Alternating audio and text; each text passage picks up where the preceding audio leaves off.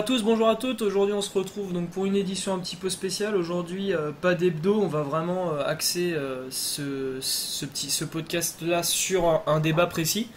Donc, ayant fini maintenant Roland-Garros avec le titre de Novak Djokovic, donc qui remporte enfin le tournoi du Grand Chelem qui manquait à son palmarès. Du coup, on va se poser la question qui agite un petit peu le monde du tennis actuellement. Djokovic dans la hiérarchie mondiale, on en fait quoi? Dans la hiérarchie plutôt des plus grands, dans les hiérarchies d'histoire, on en fait quoi? Est-ce que Djokovic a ce qu'il faut et peut-il tout simplement et va-t-il devenir le plus grand joueur de tous les temps? Donc ça, tout le monde un petit peu en ce moment donne nos avis, donc on voulait se permettre au moins nous de faire un podcast là-dessus pour que l'équipe donne son avis sur là-dessus. Du coup, l'équipe pour ce podcast, donc du coup, Élise et Constantin, salut. Salut tout le monde. Et donc du coup on retrouve Nico que vous avez pu déjà découvrir lors du podcast post Roland Garros sur un petit peu ce qu'on avait pensé du tournoi. Donc on s'était très bien entendu sur le premier podcast, donc on s'est dit pourquoi pas le réinviter sur un nouveau. Donc il est encore là avec nous aujourd'hui. Salut Nico. Salut tout le monde. Alors, comment on va se décomposer ça pour le podcast Djokovic? Tout simplement, on va décomposer le cas de Djokovic sous trois formes. On va d'ailleurs, dans un premier temps, parler de sa personnalité. Le personnage Djokovic, qu'est-ce qu'il représente, sa relation avec le public et comment lui, il gagne sa popularité via le public, comment lui se comporte. Dans un deuxième temps, on va forcément revenir, on va parler un peu plus mathématiques, on va revenir un petit peu donc sur son palmarès et ce qui fait que aujourd'hui il fait partie des plus grands dans toute l'histoire. On essaiera aussi de voir par rapport aux anciens ou aux récents avec Nadal et Federer, où on le place concrètement. Et dans un dernier temps, on essaiera peut-être de nuancer sa domination actuelle. On reviendra sur l'argument de la concurrence. Concrètement, il truste tout depuis maintenant 2-3 ans, surtout depuis 2015-2016. Est-ce qu'il faut avant tout rendre hommage au joueur via son niveau exceptionnel, ou est-ce qu'il faut quand même nuancer ça du fait qu'il ait très peu de concurrence en face de lui? Donc du coup, ce que je vous propose, c'est de commencer sur le thème de la personnalité. Donc Constantin, je crois que tu avais un petit peu bossé sur le thème de sa personnalité, l'acting de Djokovic, donc je vais te laisser commencer sur cette partie-là. Ouais, du coup, en fait, c'est un peu la personnalité de Djokovic qui m'agace dans le personnage. Un peu ce côté paradoxal où d'un côté, on a le joueur qui essaie vraiment de se faire aimer par le public en faisant tout un tas de choses. On a pu le voir notamment à Roland-Garros, avec ce qu'il a fait avec les ramasseurs de balles, notamment lors de la cérémonie de la remise des trophées. Et le fait qu'il essaie aussi de se mettre le public dans la poche, entre guillemets, en apprenant tout un tas de langues, le français, le chinois, partout où il passe, il sait dialoguer justement avec le public qui vient pour le voir. Et de l'autre côté, on a un autre personnage, notamment celui sur le terrain, qui peut être très facilement irritable et avoir une attitude assez détestable. Je pense notamment à son tournoi de Rome, où vraiment son attitude était vraiment à la limite de l'acceptable. À un moment, il jette sa raquette, ça Roland-Garros, il jette sa raquette, il me semble, ça Roland-Garros, ça rebondit, il a deux doigts d'élimination. C'est ça, voilà. Où il a deux doigts de la Rome, il la lance dans le public, je crois, il y a un truc, genre elle rebondit. Contre Nishikori aussi, c'était vraiment, vraiment chaud. Et même aussi où il s'agace assez rapidement. Et c'est vrai que c'est assez paradoxal, c'est deux côtés de sa personnalité. Et c'est vrai que j'ai l'impression qu'il essaie un peu pour concurrencer, entre guillemets, Nadal et Federer dans la popularité. J'ai l'impression qu'il a un peu cette attitude fausse, justement, pour se mettre un peu plus de gens dans la poche, en faisant un petit peu tout son cinéma, toute sa comédie. Et donc moi, il y en a qui adorent ça, qui sont à fond derrière ces petits jeux et tout, mais moi, ça m'agace plus qu'autre chose. Et un petit peu pour la métaphore, Djokovic, moi, il me fait un petit peu penser à cette personne qu'on a toujours connue à l'école, par exemple au collège, au lycée, qui était un très bon élève, par exemple, qui avait toujours 18-19, et qui à la fin des cours allait toujours gratter quelques points au professeur quand tout le monde était parti pour avoir les demi-points en plus ou les 0,75 en plus qui allait lui faire avoir le 20. Moi, c'est à cette personne qui me fait penser, et c'est vraiment quelque chose qui me rebute. Et Djokovic est au premier rang, quoi. C'est ça, voilà. Pour moi, c'est exactement l'élève du premier rang. Et il dénonce le tricheur. Ouais, après, quoi dire après là-dessus ouais, moi je suis. Enfin, déjà, je pense qu'il faut déjà bien mettre de côté deux choses, c'est le joueur et l'humain, donc c'est-à-dire ce qu'on voit de Djokovic sur un terrain et ce qu'on voit de Djokovic en dehors du terrain. Je pense pas que foncièrement il soit mauvais en dehors du court, je pense que c'est quand même un mec qui doit être ultra sympa en dehors du court. Mais c'est vrai que sur le court, il retranscrit tout de suite quelque chose qui ne te donne pas envie de le suivre, je pense,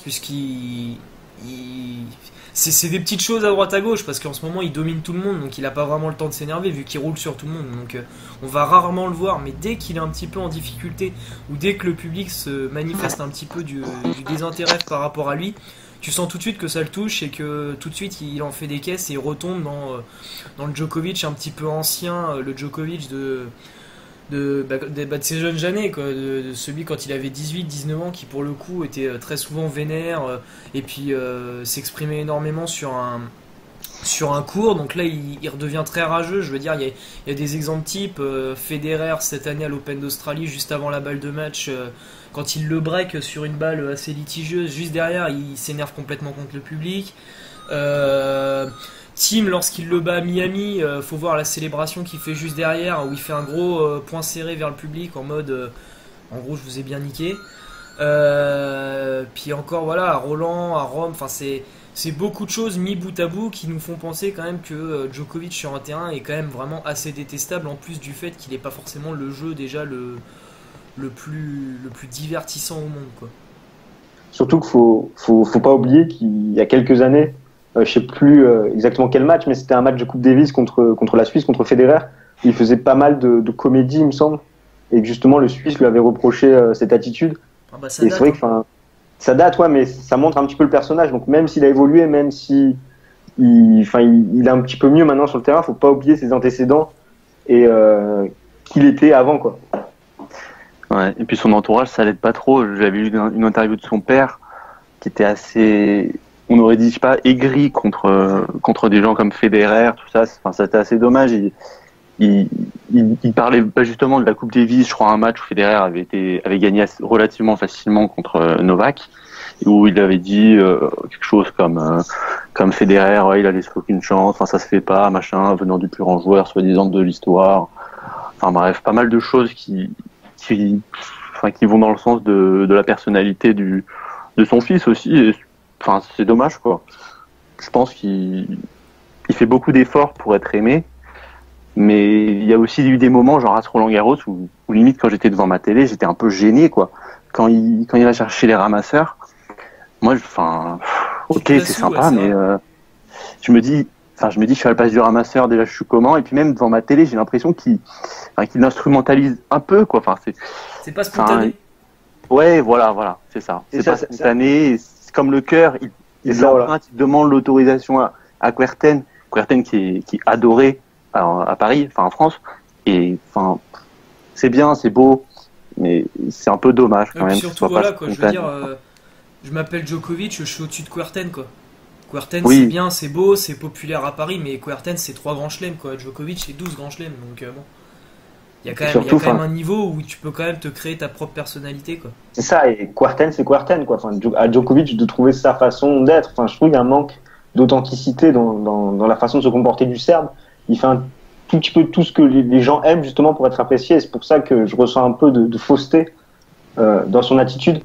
Et c'est pour ça que moi ça m'emballe pas plus que ça de le voir faire toute cette comédie, tous ces petits trucs, animation d'ambiance. Et pour moi je marche pas dedans, en fait. Élise, on t'a pas trop entendu là-dessus?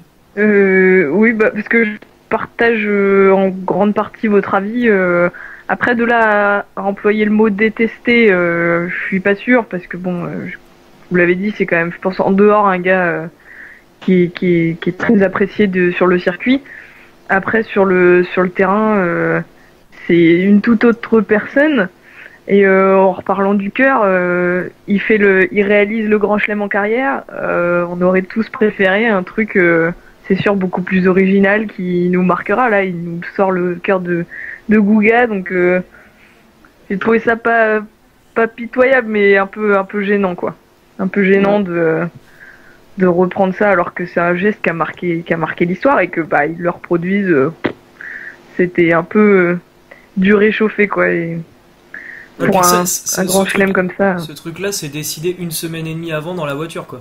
Ah c'est ça. C'est pas comme. Ouais voilà, les gars, si je gagne, je fais le quoi. Je suis en déj d'idées, donne-moi quelque chose quoi. Concrètement, c'était pas. C'était pas spontané. C'est le mot que vous avez employé. C'était pas spontané, pas du tout.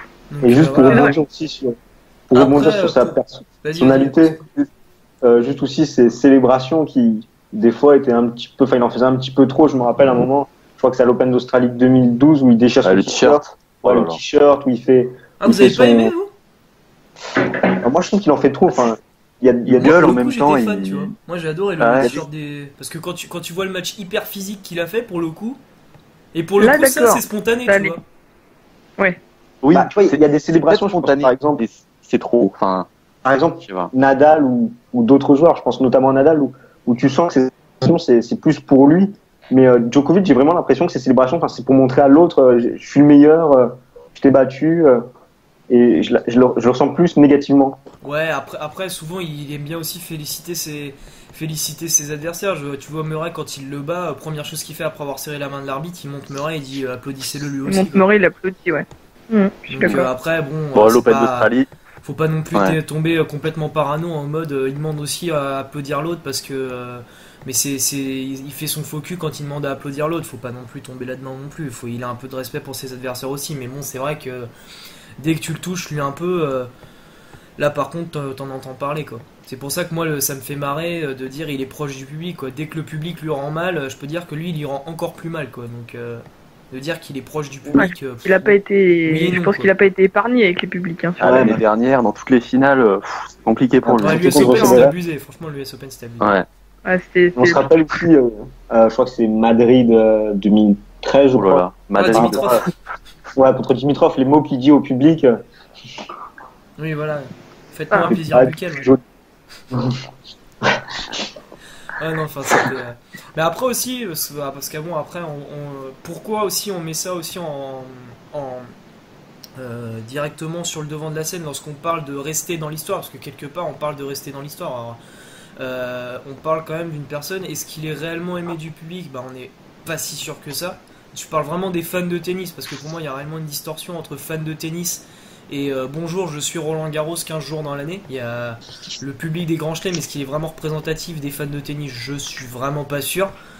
Donc parler d'un mec qui peut potentiellement devenir le plus grand joueur de tous les temps alors qu'il est à peine populaire auprès des fans de son sport, je trouve ça déjà très compliqué par rapport à un Federer et des Nadal. Il y a un mot qui revient très souvent, c'est que Djokovic n'a pas d'aura quoi. Parce que après, on parler sur la concurrence, c'est que Djokovic n'a pas d'aura quoi. Federer a une aura, Nadal a une aura, Djokovic n'a pas d'aura quoi. Donc c'est un peu ennuyant de présenter une personne qui est donc censée être le GOAT, comme disent les Anglais, the greatest of all time. D'une personne comme ça qui n'est pas aimée de son public, c'est un petit peu ennuyant quoi.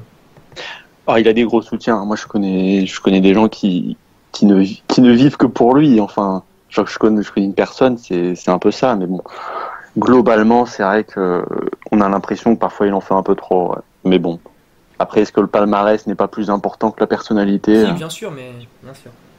C'est qu'après, on commence à être à un niveau d'exigence. Quand tu vois les deux autres à côté, on a un niveau d'exigence qu'au bout d'un moment, faut que ça joue sur d'autres. Après, tu peux le comparer dans d'autres sports avec des Bolt et des Jordan, quoi. Bon, après, Jordan, les Jordan et les Bolt aussi, ils ont aussi le palmarès pour eux, mais est-ce qu'il faut, je sais pas. Est-ce que Djokovic marquera le tennis, quoi?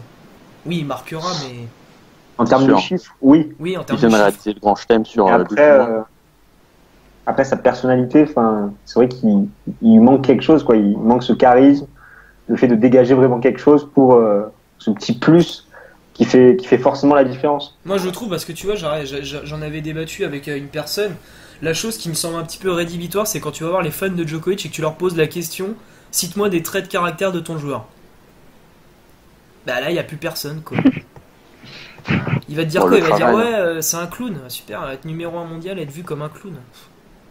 Ouais, c'est plus ses détracteurs qui l'appellent le clown. Ouais, c'est plus un clown. Le clown, c'était quand il est jeune et qui faisait ses imitations. Ouais. Maintenant, il a arrêté. Mais un trait de caractère de Djokovic, c'est chaud, quoi. Ouais, c'est compliqué. Hein. Federer, c'est la grâce, c'est le talent. Nadal, c'est l'Ultimate Warrior. Et Djoko, c'est quoi Voilà. Le blanc est bien significatif, quoi. Non, mais on pourrait lui en trouver, c'est vrai, mais c'est un acharné du travail, ça y a aucun doute. C'est un mec qui est déterminé au pas possible. Et vraiment, c'est des qualités louables. Mais moi, je trouve sa personnalité, voilà, rédhibitoire, quoi. Enfin, ses traits de caractère, disons ses aspects négatifs, qui sont vraiment, moi, je peux pas trop accrocher. Mais après, je le respecte énormément. Oui, moi aussi. Là, y a pas de souci. Bien sûr. Je suis pas un haineux à être. Non, je suis pas anti-Djokovic et je respecte à fond, quoi. La preuve, je voulais vraiment qu'il gagne Roland Garros parce qu'il le mérite, quoi. Bien sûr. Après, j'accroche moins que Nadal, par exemple. Ouais. Bon, je pense que sur la personnalité, on a été assez complet. Vous voulez rajouter d'autres choses ou ça ira pour la personnalité de Djoko? On est bon, là. On est bon.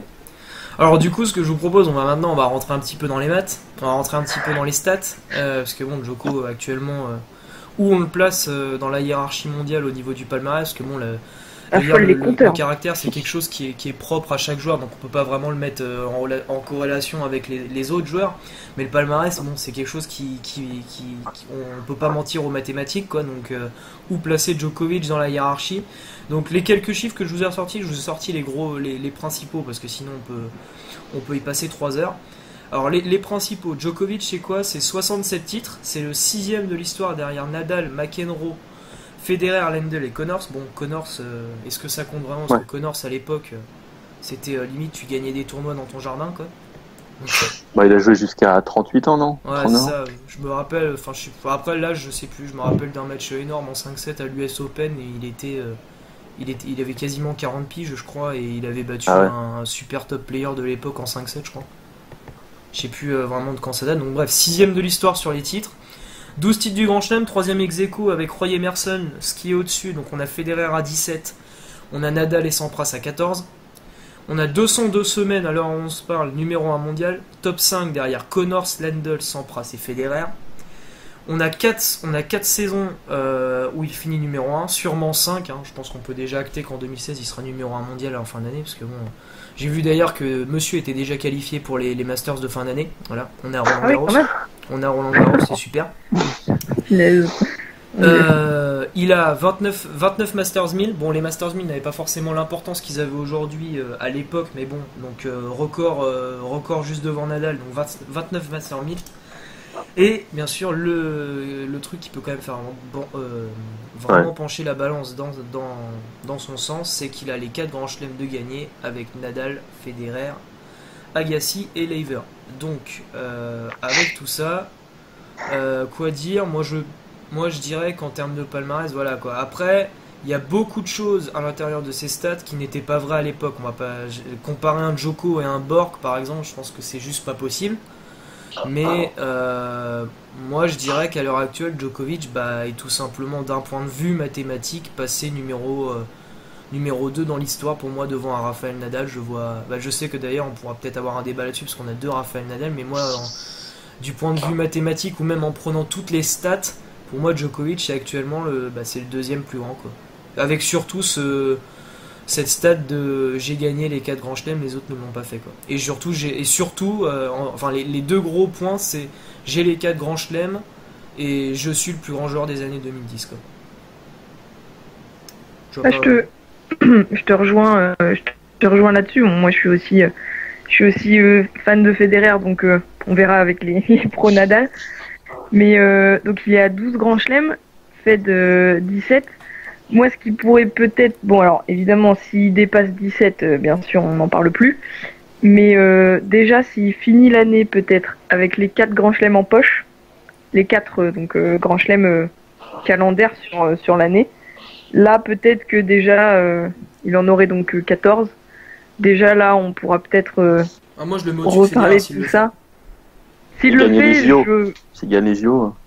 Et en plus, là, Grand Chelem doré, on n'en parle plus. On n'en parle plus, je pense. Mais voilà. Après, va falloir aller jusqu'au bout. Et ça, Serena l'a pas réussi, par exemple.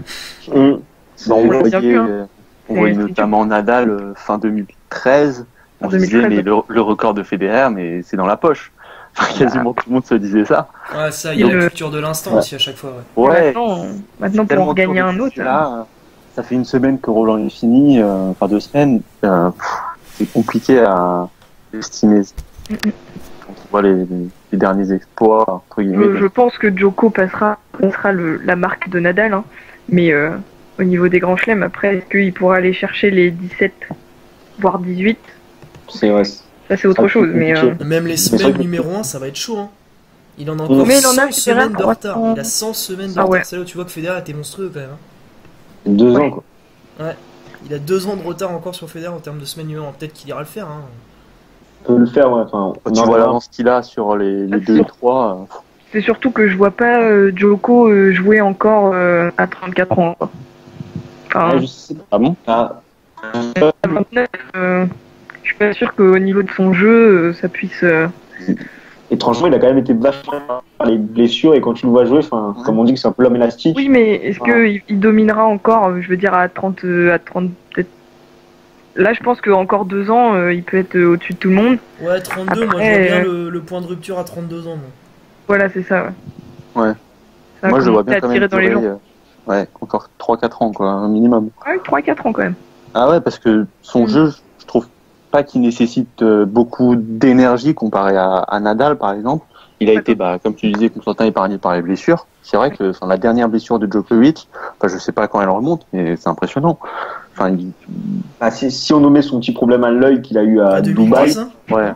ça remonte à 2014, il me semble, quand il a son problème au poignet, où il doit se retirer de Madrid, où il perd contre Federer en demi de Monte-Carlo, il me semble, et que derrière il se retire contre Madrid. Ouais, mais il reste 2 semaines sur la touche, quoi. C'est ça, 2 semaines. Voilà, Ouais, il est en finale à Roland-Garros juste après. C'était une mini blessure. Enfin, en demi. Ouais. Ouais, c'est impressionnant. Non, son jeu, il est vraiment, je trouve, adapté à sa morphologie, quoi. Moi, je le vois vraiment durer. Okay. C'est vrai quoi, il a tiré, il a vraiment tiré son jeu au maximum de ce qu'il pouvait vraiment faire et ça marche plutôt bien en ce moment. Donc après, le temps nous dira ce qui va se passer. Comme on a pu le voir que le tennis a tourné vraiment vite, notamment avec le cas de Nadal en 2013 ou 2014. Et donc là, bon, on verra, surtout qu'il y a l'âge aussi, comme vous avez dit, et notamment cette stade que Federer, après ses 29 ans passés, n'a gagné qu'un grand chelem. Nadal ne l'a toujours pas fait. Et Djokovic, bon, il a eu ses 29 ans, il a gagné Roland Garros. Donc bon, on verra bien, même si je pense qu'il va continuer à gagner des grands chelems. Mais sinon, pour rejoindre ce que tu disais au début, Jonathan, où on plaçait actuellement Djokovic, moi je pense quand même que le fait que notamment Nadal ait plus de grands chelems à l'heure actuelle place toujours Djokovic en 3e position, même s'il a fait le grand chelem sur 2 ans et qu'il a notamment aussi tous ces Masters de Londres qu'il a enchaîné que Nadal n'a pas. Je le place toujours en 3e position par rapport à son nombre de titres de Grand Chelem. Juste avec les titres du Grand Chelem, toi. Ouais, je me baserai quand même sur. Mais s'il gagne les JO, par exemple, s'il gagne les JO, tu le mettrais devant Nadal? Non, parce que Nadal aussi, elle a eu l'or au JO. Enfin, pour moi, c'est vraiment une fois qu'il aura les 15, une fois que Djokovic aura 15 et que si Nadal a 14, là, on pourra dire qu'il. En termes de chiffres, en tout cas, pour moi. Pour moi, tu vois, on est tellement dans un degré d'exigence énorme. Enfin, encore, si tu me prenais la différence entre un mec à 1 et un mec à 2 grands chelems, genre un Cilic et un Wawrinka, là, je veux bien. Là, on est tellement dans un degré d'exigence, je veux dire, franchement, que le mec en est 16 ou 15, enfin, moi, c'est ce que j'ai dit. S'il fait grand chelem calendaire, pour moi, déjà, c'est numéro 1. Et grand chelem calendaire, il en aura que 14. Hein. S'il fait grand chelem calendaire et qu'il a pas passé Nadal avec les 15, tu le mets quand même numéro 3. Là, du coup, il en aura autant que Nadal, et vu qu'il aura fait le Grand Chelem calendar, je pense que ça joue quand même pour qu'il soit devant Nadal. Parce que Nadal n'a jamais dominé le tennis mondial. Hein. Sur plus d'un an, Nadal n'a jamais dominé le tennis mondial. Hein. Ah, grosse rivalité avec Federer. Hein. C'est ça, moi, le problème que j'ai avec Nadal. Il a jamais dominé le tennis mondial sur plus d'un an. Il y a 2010, 2013. Et son été 2008. Ouais, 2008. Mais voilà, moi, c'est vraiment le problème que j'ai avec Nadal, quoi. Si... J'ai pris la stat de Djokovic pour les semaines de numéro 1, mais je crois qu'il met déjà 60 ou 70 semaines à Nadal dans la vue, quoi, sur cette stade là, quoi. C'est assez monstrueux, quoi. Après, je sais pas, toi, Nadal a tellement de comebacks, où tu le places. Ouais, c'est vrai que Nadal, après, il y a les blessures. Ouais. Un peu, Ça fait mal là par contre. Et le coup du Grand Chelem, enfin, sur 12 mois, détenir les 4 en même temps, enfin, moi je trouve ça quasiment, enfin, c'est la même chose que de les avoir la même année, enfin quasiment. C'est tellement, ça paraît tellement compliqué à avoir. Enfin, moi quand Nadal et Federer gagnaient des Grands Chelems, je me disais mais enfin, à chaque fois ils étaient bloqués soit par l'un, soit par l'autre, enfin genre voilà dans leur obtention du Grand Chelem. Mais ça me paraissait tellement impossible à faire que le fait que Djoko, enfin y arrive, c'est, moi je trouve c'est vraiment la chose de son palmarès qui le distingue des deux autres et qui place sûrement pas le plus grand de tous les temps, mais s'il commence à en gagner encore 3-4, à atteindre le niveau le 17 de Federer, c'est vraiment la chose qui peut faire la différence. C'est tellement énorme d'être à fond dans les 4 tournois, enfin dans les 4 derniers Grands Chelems, que je sais pas. Je trouve ça énorme. Après bon, sur le côté... Après c'est un peu le côté mathématique quand même qui prime, mais là j'avoue que bon, après sur le... on se disait voilà quoi, tu prends des témoignages de l'époque, personne voyait quelqu'un passer Sampras quoi. Bah personne voyait passer Federer. Bah là on commence vraiment à être remis en question sérieusement quoi. Et je pense que les 17 il va peut-être même les passer parce que là ça commence vraiment à être chaud quoi. Sinon, d'autres choses sur le palmarès. Nico, du coup, toi tu places où, Djoko ? C'est tellement dur à dire. Enfin, moi, j'ai beaucoup de mal avec ça parce que, bon, après, je suis pas très objectif, mais moi, Nadal, je le placerais peut-être au-dessus de Federer dans la hiérarchie. Bon, je suis pas très objectif. Nadal au-dessus de Federer. Ouais. Sur quel argument ? Sur le fait qu'il a pu gagner sur surface rapide beaucoup plus de Grand Chelem par exemple que Federer sur surface lente. Enfin, je trouve que c'est tellement énorme ce qu'il a pu faire à Wimbledon. Federer qui était incontesté là-bas, il a pu gagner 2 Wimbledon. Nadal là-dessus. Federer a toujours échoué en finale ou en demi contre Nadal à Roland. Il gagne en 2009, c'est génial, mais le fait qu'il n'ait pas battu par exemple à Roland, je trouve ça vraiment une zone d'ombre quoi. Et vraiment, je suis partagé là-dessus. Enfin, je me pose la question sur Nadal, sur sa place sur le podium, quoi. Et bien sûr, enfin, Djokovic, actuellement, aujourd'hui, après Roland-Garros, je le placerai en 3e position, mais clairement, à la fin de l'année, s'il remporte les 2 derniers Grands Chelems et les JO, il peut vraiment être numéro 1, je pense, dès la fin de l'année. Ok. Et je pense que ça se joue un mouchoir de poche, entre les 3. Enfin, vraiment, je suis partagé, quoi. Et pour rejoindre Nico, on va plus le développer dans la 3e partie, mais pour rejoindre Nico un peu sur le fait que Nadal, entre guillemets, a plus, c'est plus mérité par rapport à ce qu'il a fait, comme tu disais, sur surface rapide. Il y a aussi ce fameux débat qu'on peut voir actuellement en ce moment sur la concurrence. Donc, qu'il y en a beaucoup qui comparent la concurrence auquel a été confronté Federer à son époque et la concurrence auquel est confronté Djokovic maintenant. Mais ce qu'on oublie un peu aussi dans ce débat, c'est le fait que Nadal, lui, par contre, a toujours été confronté à une assez grosse concurrence. Quand même, il a toujours eu Federer à son top. Après, vers les 20... Ouais, après, il a eu Djoko. Et c'est pour ça qu'entre guillemets, c'est un petit peu plus de mérite pour l'Espagnol. Ouais, après, bon, ouais. Les 10 premiers Grands Chelems de Federer, c'est pas non plus, s'il n'y a pas encore Nadal, quoi. Ouais, c'est ça. De toute façon, c'est ça.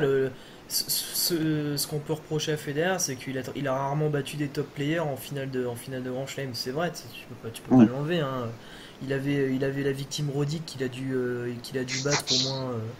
Je sais pas 3 fois. Combien de Grand Chelem il a pris face à Roddick, je dirais 4 ou 5. Hein. Comme ça, non, un peu moins. 3 ou 4, je crois. Ouais, il a dû lui prendre 3 Wimbledon, je crois, et ça doit être un seul US Open, je crois. Ça doit faire 4. Ouais, c'est ça. Ouais. Donc, après, c'est l'argument face à Federer. Après, bon. Après, c'est.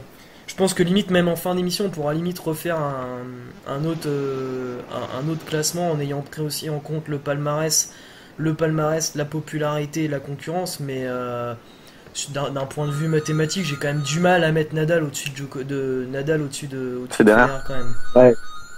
Je suis d'accord. Oui, non, mais c'est vrai que c'est des petites choses comme ça qui nuancent. Par exemple, là, sur la concurrence, c'est vrai qu'on l'oublie un petit peu, mais c'est vrai qu'il a quand même eu un Federer au top et ensuite un Djokovic au top. Et c'est vrai que ça rentre aussi en jeu, comme tu disais, pour on prend les trois arguments. Et qu'il a quand même été pas mal plombé par les blessures, Nadal. Bon, enfin, je sais que ça fait partie du personnage, enfin du joueur, mais on se dit, mais qu'est-ce qu'il aurait pu faire s'il avait pas eu ça, quoi. Ça fait un peu, voilà. C'est ça. Et après, il y a quand même ces 9 Roland Garros, enfin, gagner 9 fois en Grand Chelem, quand même, c'est d'autres stats, d'autres chiffres qui font peser la balance. Être aussi dominant sur un Grand Chelem, pouvoir enchaîner Wimbledon, le gagner 2 fois, faire le doublé Roland Wimbledon. Il a gagné aussi l'US Open 2 fois, enfin l'Open d'Australie. Je trouve ça, sa capacité d'adaptation, de revenir à chaque fois après des blessures. Je trouve que c'est aussi à ça qu'on voit un grand champion, quoi. Bon, après c'est vrai que Federer, mais je sais vraiment pas en fait. Moi, Nadal, Federer, j'ai des arguments pour l'un, pour l'autre. Je me pose un peu la question. Je sais pas. Je les passerai à peu près au même niveau. Ouais. Bah après. Je n'attends pas convaincu. Bah non, c'est que voilà quoi. Federer, les arguments comptent, c'est qu'il a rarement battu des top players en finale et qu'il y a 23-11 Nadal Federer et que Nadal lui a enlevé un paquet de grands chelems. Mais bon, Nadal lui a enlevé un paquet de grands chelems. Il lui enlève hors surface lente, il lui enlève un Open d'Australie, il lui enlève un. Merde. Wimbledon. Ah Wimbledon, non, pardon, c'est pas comme s'il lui en avait enlevé 25 quoi. Et puis Nadal, de toute façon, le problème que j'ai avec Nadal, c'est que voilà quoi, 9 sur 14 sur terre battue quand même quoi. Je veux bien qu'il y ait une concurrence de fou, mais bon, 9 sur 14 sur terre battue quoi. Federer, c'est propre quoi. C'est ce que tu disais au départ avec l'argument des surfaces longues, des surfaces rapides, mais bon bah après c'est pas de notre faute si la morphologie du tennis c'est il y a 3 grands chelems sur surface rapide et encore l'Open d'Australie est-il si rapide que ça et une seule surface à l'époque quand même il a changé ces dernières années, notamment à partir de 2012. 2008 ouais. 2008 où ça devient bleu quand c'était vert ça allait à 3000 c'est vrai. Après bon du coup qu'on s'entend si je sais pas après qui veut un petit peu introduire vraiment l'aspect de la concurrence dans la chose. La concurrence.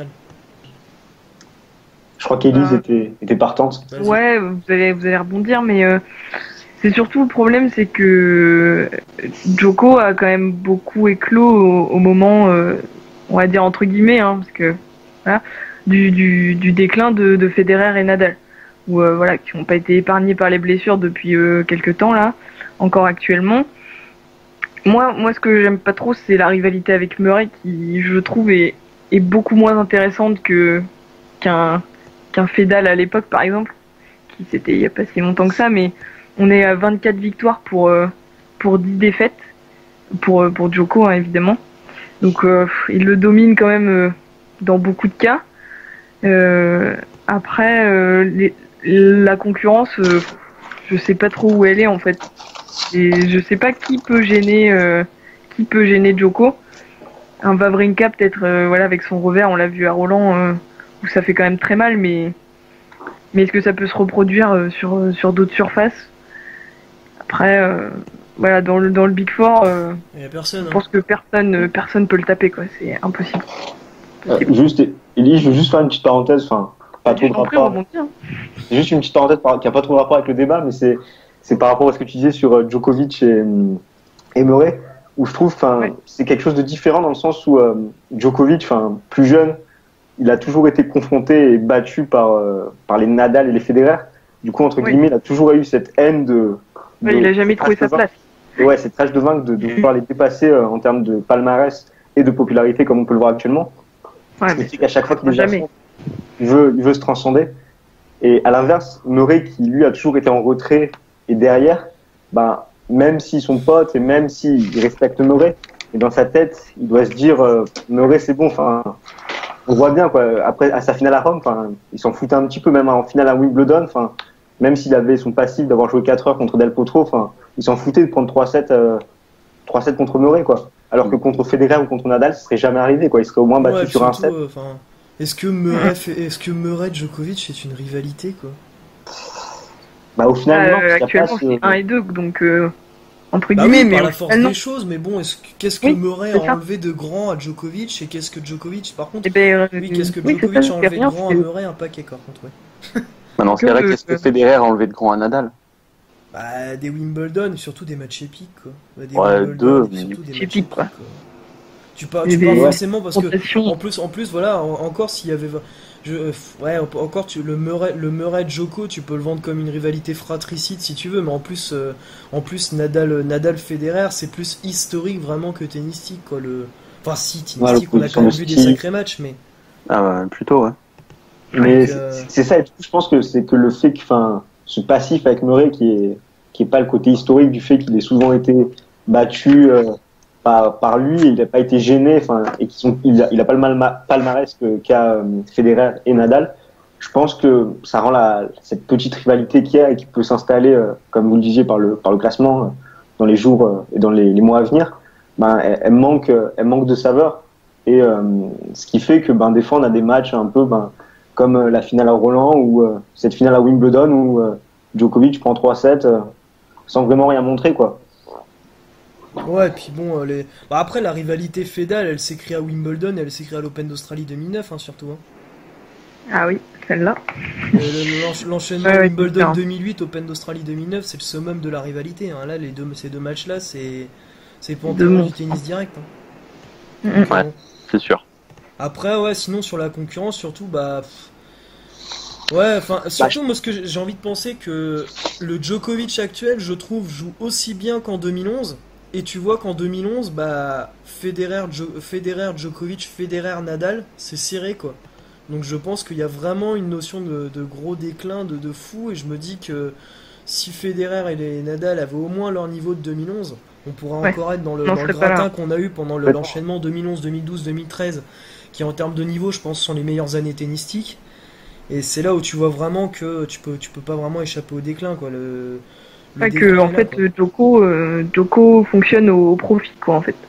Il profite Oui, mais du contre déclin. lui, tu Pardon. peux pas lui en vouloir. Ouais, Ah non, oui, oui, c'est sûr, il est c'est pour sûr, rien, mais- hein. son tennis, mais Non.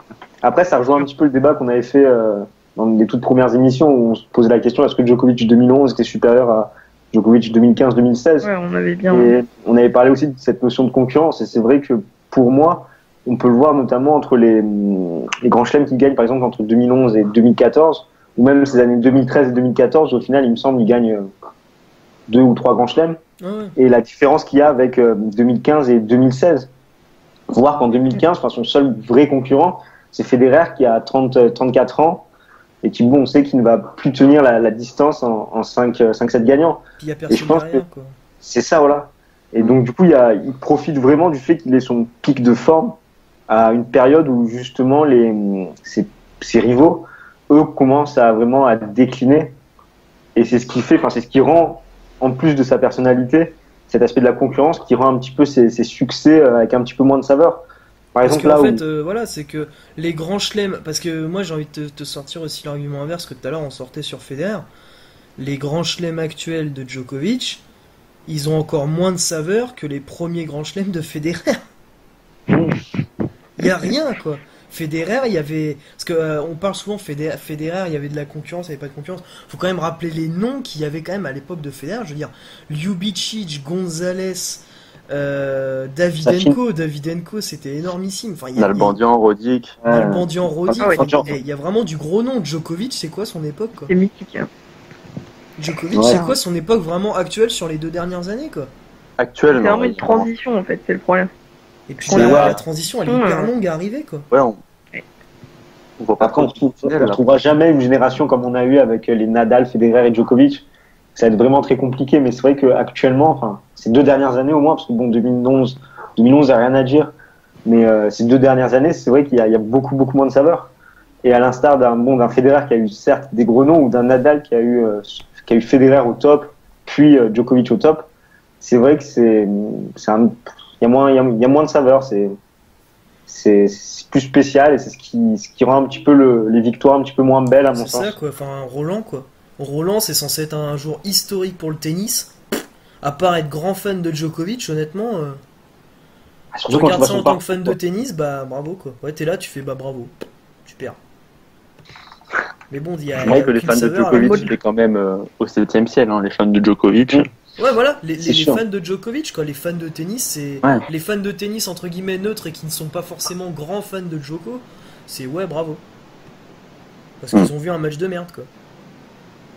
Puis même sur des gens qui regardent pas souvent du tennis, c'est des amis qui aiment bien regarder, bon, peut-être un peu Roland, ou avec qui je peux discuter un peu, ils m'ont dit, mais c'était ennuyant. Cette finale, ils aiment bien regarder du tennis, ils sont fans de personnes, entre guillemets. Mais ouais, ils m'ont dit non, c'était chiant. Après, enfin, c'est complètement partiel aussi, mais enfin, le jeu de Djokovic, enfin, moi, il me fait pas vraiment vibrer, quoi. Enfin, c'est. Ah, il est pas très attrayant. Et il est en accord avec sa personnalité, je trouve. Oui, aussi, quand il réussit un passing en bout de course de dingue, enfin, en soi, objectivement. Avec ses glissades, voilà, il est. Ouais, je me dis, c'est magnifique, mais. Enfin, bon, en après, fait, il est parfait sur le travail de l'ombre, en fait. C'est-à-dire pas celui qui va te faire lever de ta chaise, mais celui qui, à haut niveau, fait la différence, quoi. Il va au bout, oui, mais. Parce que honnêtement, aujourd'hui, c'est ce que des fois je me posais comme question. T'es coach de tennis d'un joueur qui va affronter Djokovic. Quelle est la tactique? Il y en a aucune. Tu peux pas, il y a pas de tactique quand tu joues Djoko, quoi. Le mec n'a plus de faille depuis 2 ans, quoi. Avant, tu voyais par exemple des mecs qui essayaient de le faire venir au filet pour derrière le passer. Maintenant, il s'est aussi amélioré là-dessus. Dès que c'est chaud dans un jeu, derrière, il te sort à chaque fois la première balle. Je pense à Federer à l'US Open où c'est n'importe quoi. Dès que Federer a des balles de break ou dès que c'est serré, boum, la première balle, merci, au revoir. Le mec n'a plus aucune faille. Le mec est parfait. Federer, il arrive sur 2-7, quoi. Le mec te fera jamais soulever de ta chaise, mais le mec est parfait dans le jeu. Parce qu'il a pas le génie, il a pas le génie de Federer, et il a pas la dose de coups gagnants d'un Wawrinka, et il a pas la hargne il a pas la hargne d'un Rafa, quoi. C'est ça, on voit juste par rapport à cette concurrence où c'est vrai que je le trouve, enfin, tu dis qu'il est parfait, mais c'est vrai que, enfin, actuellement, hormis outre la tournée asiatique où là il est vraiment vraiment monstrueux, je trouve qu'il n'est pas si énorme que ça, même s'il gagne tout, mais je trouve vraiment que ses adversaires, enfin, souvent se trouent un peu et qu'ils n'arrivent pas justement à exploiter sur les matchs les petites failles qu'il peut y avoir. Parce que, enfin, je le trouve pas monstrueux en ce moment. Bah, par exemple, le match contre Nadal à Rome, il joue très bien. Nadal joue très bien également, mais Nadal, il ferait 7-6, 7-5, il me semble. Il a 5 ou 6 balles de set sur son service, de deuxième set sur son service, qui vendange. C'est hallucinant de la manière dont il vendange, quoi. Enfin, je veux dire, enfin, il est à rien de mettre le set, il se sabote lui-même, alors qu'il pourrait, enfin, très bien embêter Djokovic et pourquoi pas le battre. Enfin, ça se voit pas grand-chose, mais c'est tellement pas. Enfin, je trouve dans ce match-là, c'était plus des erreurs de Nadal, même si Djoko a très bien joué. Enfin, je pense qu'il y a moyen de l'embêter, mais c'est juste que en Grand Chelem, c'est compliqué sur 3-7, enfin 3-7 minimum. Et sur les tournois en 2-7 gagnants, c'est plus jouable, quoi. Federer, il arrive plutôt bien, enfin en général, ces derniers temps, et voilà. Après, tu prends un gros serveur ou quoi, il y a moyen sur 2-7, mais. Ouais. C'est des coups, c'est des exploits, genre c'est Karlovic l'année dernière à Dubaï, enfin à je sais plus où, à Doha. Bon, c'est un match par an, quoi. Comme ça. Celui-là, tu vas pas le retenir. Hein. Ouais, c'est des installés à Monaco. Ça lui arrive une fois par an. Hein. Ouais, et puis non, mais après c'est sûr. Mais après, ce qui m'énerve un peu, c'est vrai que quand tu regardes un match de Djokovic et que tu lis un peu les commentaires en live des mecs qui regardent, c'est très rarement Djokovic est énorme, quoi. C'est vraiment, ça va plus être du bashing sur son adversaire en mode mais qu'est-ce que tu branles, t'es même pas foutu d'avoir de te créer les opportunités et de conclure des points, plutôt que oh là là Djokovic est énorme. Je veux dire Djokovic là où tu le vois vraiment énorme, Nadal, Federer. Bah oui, c'est rare, hein. Mais c'est ça. Après on revient sur le fait de son passif et ses débuts où il s'est justement nourri de toutes ces défaites contre Federer et Nadal, et du coup maintenant dès qu'il les affronte il a vraiment la niaque, il veut vraiment les surpasser, les battre, et c'est là qu'il sort son meilleur niveau. C'est les types de jeux qui font ça, quoi. Par exemple un Djokovic aussi offensif que contre Nadal, il n'y a que contre Nadal que tu le vois. Il est jamais aussi offensif que ça normalement. Ouais, et puis Federer, de par les parpaings qu'il envoie, ça le met aussi en valeur parce que lui il est partout sur un terrain, quoi. Et ouais, c'est ça, c'est un peu des passings de fou furieux.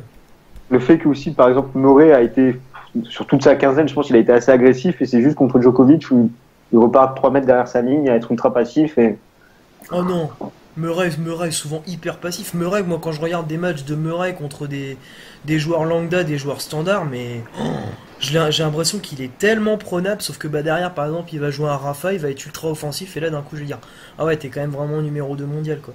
Murray lorsqu'il joue des joueurs lambda je le trouve nullissime. je sais pas, contre Wawrinka, il me semble qu'il était assez offensif. Contre Et après, Gasquet aussi. ouais, mais c'est aussi ce problème, comme tu cites, par exemple avec Nadal, où il sait qu'il, pour le battre, il doit être offensif.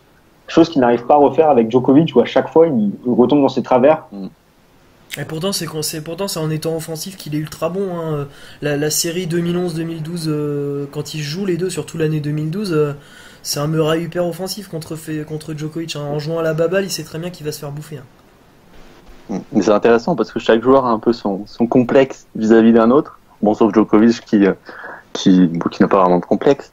Mais justement, Djokovic, il s'est construit un peu par rapport à Nadal et Federer. Je sais pas, quand on voit les finales, rien que la dernière finale de l'US Open, où bon, le public était relativement assez détestable vis-à-vis de Djokovic, mais ça le nourrit encore plus. C'est hallucinant, je trouve, la capacité qu'il a à se... En fait, il dit au public, je sais pas, vous êtes pour l'autre, vous allez voir ce que je vais lui faire, quoi. Ouais, tout le temps. Dans ses célébrations, ouais. C'est ça. Hein. Ça, mais c'est le seul... je sais pas, c'est le seul qui arrive à retourner le public contre lui, pour au final ça lui donne de l'énergie. Je trouve c'est ça, c'est Ronaldo qui disait ça quoi. Ronaldo il disait votre amour me rend fort et votre haine me rend invincible, un truc comme ça. Ouais, c'est ça. Exactement ça avec Djoko. C'est vrai. Là-dessus, franchement, c'est impressionnant. Et c'est là que vraiment, on peut louer les qualités du Serbe sur le fait, comme tu dis, qu'il arrive vraiment à retourner le public est contre lui et arrive à ressortir son meilleur niveau. Et aussi le fait qu'il a su se nourrir de ses défaites contre Nadal et Federer pour vraiment se transcender et maintenant avoir un niveau vraiment monumental. Et là, vraiment, c'est une des belles qualités de Djokovic. À voir à Wimbledon, le public, voir comment il est vis-à-vis de Djokovic. Et surtout voir la décompression, s'il y a une décompression après ce qui s'est passé. Le prochain Wimbledon va être très intéressant et va dire beaucoup de choses, je pense. Après, tu me diras, s'il gagne Wimbledon, derrière, il aura la pression du GC Calendar à l'US Open. Non. Mais les deux prochains Grands Chelems, je pense, vont être ultra déterminants dans la façon de voir si Djokovic va sur la suite de sa carrière, tout simplement pour savoir s'il va continuer à tout truster. Parce que là, il y a des compressions à Wimbledon et potentiellement GC Calendar à l'US Open. Donc ça va être vraiment, je pense, vraiment déterminant pour la suite de sa carrière, les deux prochains Grands Chelems. Quoi. Je pense. Encore un Grand Chelem sans Rafa. Ouais. C'est le mot de la fin, je crois.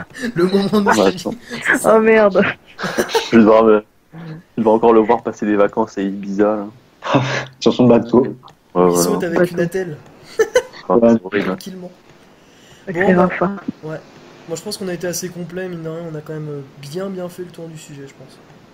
Et maintenant on peut faire le bilan en réunissant les 3 arguments du classement. On va reprendre tout simplement la question du débat. Donc, Djokovic peut-il réellement devenir le meilleur joueur de tous les temps ? Pour moi, ça va être un peu, peut-être pas très objectif ou pas, mais pour moi, non, par rapport au premier, au dernier argument de la personnalité et de la concurrence. Et que même s'il arrive à 18 grands chelems, mathématiquement, il sera le meilleur joueur du monde qui n'ait jamais existé. Mais il y a ces deux arguments qui me font dire que non, il n'a pas ce charisme, cette personnalité qui dégage vraiment quelque chose.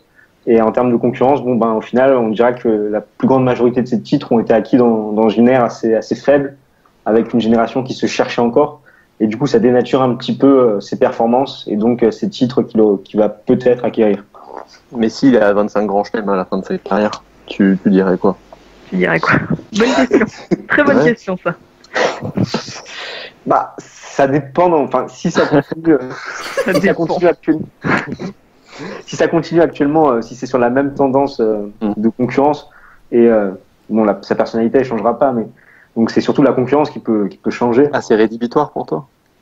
Pour moi, je suis peut-être pas le plus objectif sur la situation, mais pour moi c'est vrai que c'est quand même deux arguments qui sont très importants et qui rentrent en jeu, quoi.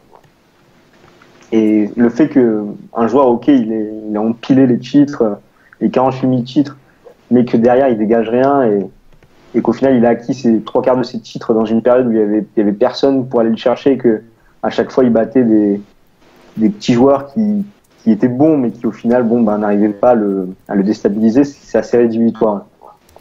Okay. Mais si par contre il enchaîne tous ses titres comme en 2011 avec une concurrence de fou et tout, là c'est discutable. Ok. Les deux autres? Moi, ça va être l'argument. Après, personnalité, concurrence. Concurrence, c'est vrai que j'aimerais bien un peu plus de noms qui puissent vraiment le gêner et de grands matchs, de matchs références. Après, s'il réussit cette année, s'il réussit le GC calendaire, là, je pense que je m'incline, mais ou s'il passe Federer au nombre. Après, si on parle avec le cœur, c'est différent, hein, évidemment. Pour moi, Federer restera toujours le plus grand, mais c'est possible. C'est possible au niveau des maths et voilà, du nombre de grands chelems. Je pense que on peut en reparler. Ok. Nico? Globalement, oui. Enfin, s'ils peuvent devenir le plus grand, oui. Parce que après, c'est une question entre le palmarès, la concurrence, la personnalité, de savoir à quel critère on donne le plus d'importance ou si on les place sur le même niveau. Moi, je mettrais quand même un point d'honneur au palmarès. Ouais, si on parle que tennis, c'est évidemment. ça, quoi. Voilà. Ça, je suis d'accord. Ouais. Il est quand même à 12. Ouais. Bah après, moi... Vas-y. Le record est à 17. Il a 29 ans. Sur sa lancée, sur tout ça, il peut très bien en 2 ans rattraper le record. Et de plus, il a réussi. Là, il détient les 4 grands chelems.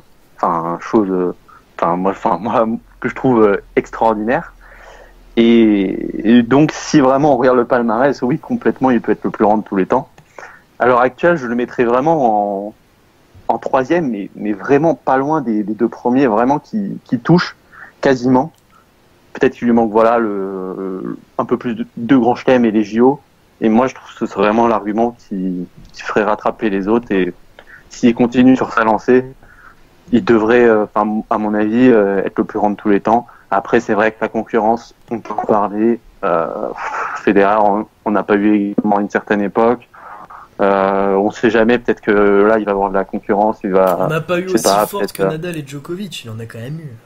Moi, la concurrence de Federer est plus forte que la concurrence de Djokovic actuellement. Ouais. Je suis d'accord. Oui, je pense, ouais, mais au final, ce qui me fait un petit peu dans ce débat, c'est qu'on nommait quand même la concurrence qu'a eu Nadal, et qu'on parle souvent de la concurrence de Federer et la concurrence de Djokovic. Nadal a quand même eu la plus grosse concurrence des années 2000. Mais clairement, je suis le premier j'aurais aimé qu'il gagne plus de grands chelems, Nadal, mais pour moi, la concurrence, ça passe après le palmarès, et la personnalité passe encore après la concurrence. C'est pour ça que s'il continue sur sa lancée, il devrait y arriver. Sauf que après, on se souvient de Nadal fin 2013. On le voyait déjà à bien plus que 17 grands chelems. On voyait Federer également augmenter son nombre de 17. Et au final, il a juste gagné Wimbledon en 2012. C'est tellement dur à dire après Roland Garros là de cette année que je pense qu'on va se laisser peut-être un peu de temps avant de dire ça, mais il peut devenir, c'est sûr. Après, moi, pour donner un avis perso, déjà, je pense que pour dire vraiment, c'est con, hein, mais je pense que déjà pour dire que Djokovic sera le plus grand, moi personnellement, sur l'instant du moment, je pense que s'il gagne Wimbledon, US Open, je le mets le plus grand. Honnêtement, pas grave qu'il manque encore 3 grands chelems, je le mets déjà premier. Mais je pense que l'argument vraiment il va falloir qu'il passe les 17 pour être le plus grand. Parce que être le plus grand, c'est-à-dire que même dans 50 ans, quand on refait le débat, Djokovic doit être normalement, s'il n'y a personne qui suit derrière, Djokovic doit toujours rester le plus grand.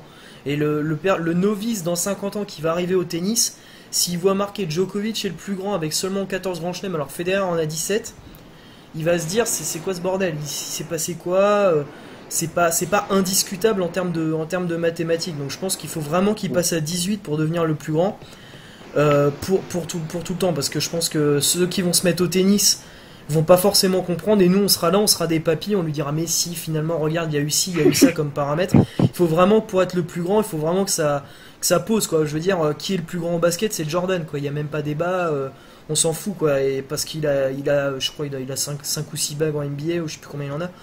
Mais parce que je suis beaucoup plus de tennis que de basket, mais il faut vraiment que ça choque quoi. Je veux dire, on arrive dans le tennis, tu sais que le tennis égale Djokovic le plus grand quoi. Et pour moi, pour ça, il faut vraiment que sur tous les points mathématiques, il soit au-dessus de tout le monde. Et ça passe forcément par un 18ème Grand Chelem, quoi. Enfin, au moins passer Federer, être le meilleur en termes de Grand Chelem, quoi.